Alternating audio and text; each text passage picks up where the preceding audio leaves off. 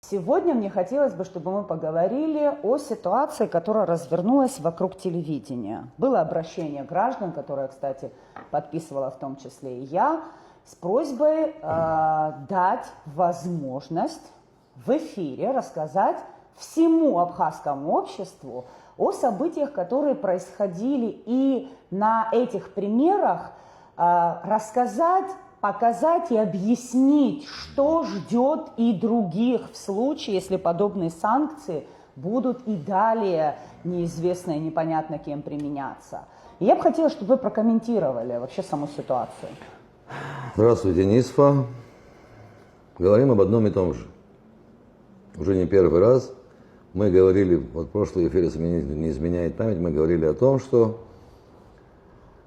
экс-власть во главе с Бжания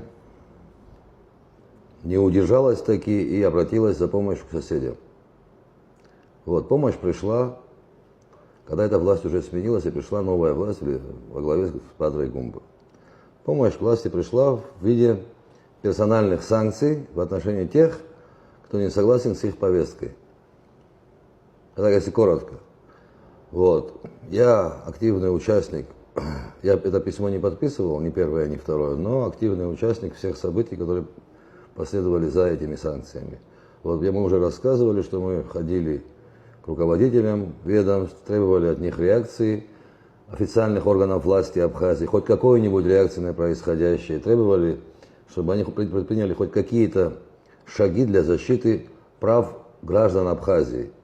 Но, как мы и ранее говорили, тишина, в ответ тишина. Теперь, когда эти граждане сами изъявили желание пойти на телевидение, на абхазское государственное телевидение, и сообщить обществу, что происходит, абхазское государственное телевидение начало блокировать эту инициативу.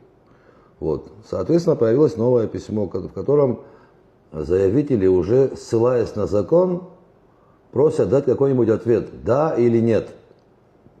Вообще, мне очень приятно, что начали обращаться к закону, и что этот закон работает. Кстати, не первый раз на эту статью уже ссылка идет. Этим занимались еще мы в Айтгылара, когда мы обратились с 33 вопросами к Бжания, когда он тоже попытался проигнорировать. Мы на эту же норму сослались, в итоге ответ пришел. Неоднократно мы на эту норму ссылали, эту норму задействовали, она работает, к счастью. Это очень хорошо, и меня это очень радует. Вот. Теперь телевидение, абхазское государственное телевидение в лице его руководителя Ирины Шотовны Агрба должны дать ответ. Конкретно Ирина Шотовна должна дать ответ. Либо она дает эфир, либо она не дает эфир. Должна объяснить, почему не дает эфир. Причина должна быть какая-то, понимаете? Пока что из того, что мне известно, то у нас начинается ремонт телевидения, то технические возможности оказываются для прямого эфира на абхазском телевидении. Это вот, насколько мне известно, та аргументация, которой прибегает Ирина Шотовна. Что, оказывается, на абхазском телевидении нет возможности для прямого эфира.